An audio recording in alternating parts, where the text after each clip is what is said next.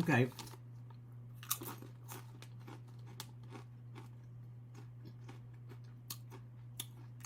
They're thin, crunchy.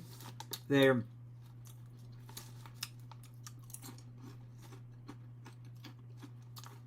I don't really taste the cheddar. I taste a little barbecue. What is inside of this bag? Potatoes, vegetable oil, barbecue cheddar seasoning, which consists of sugar, number one ingredient. Boom, I said sweet, sugar.